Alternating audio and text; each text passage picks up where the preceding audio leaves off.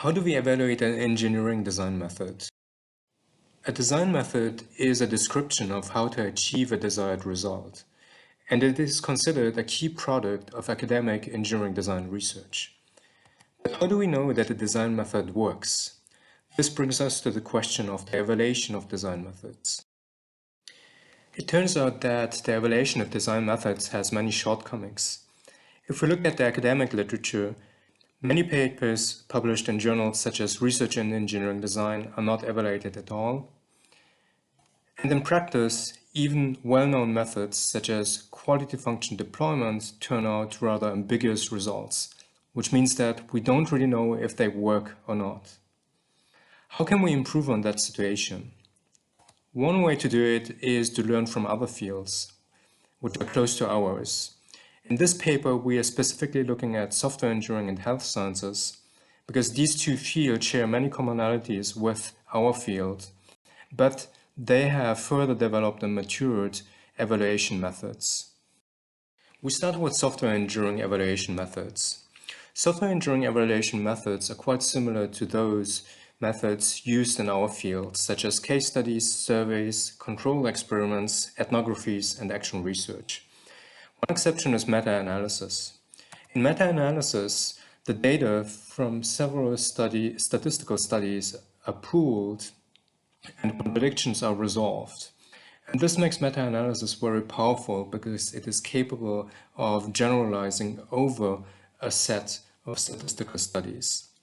However, one precondition of using meta-analysis is that all of these statistical studies use the same quantitative measure for assessing the performance of a method under consideration. And this makes it interesting to apply to the field of design research. However, we need to first develop and agree upon a standardized measure for the performance of a design method. We continue with the evaluation of interventions in the health sciences or medical interventions. The evaluation of medical interventions is ordered in a hierarchy where randomized controlled trials and systematic review meta-analysis are the pinnacle. The field is currently moving towards the evaluation of complex interventions. Complex interventions are interventions such as public healthcare programs. Just to give you an example, a smoking prevention program where classroom instructions and advertisements are combined, among other things.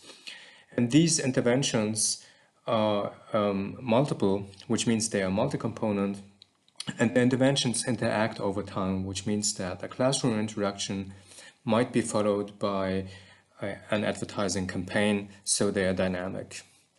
Complex interventions are interesting because they share many similarities with engineering design methods. Two approaches for evaluating complex interventions are theory-driven evaluation and full description of intervention system. And both are essentially based on a model of the interventions themselves and the causal relationships. So these two approaches might be pertinent to be applied to the evaluation of design methods.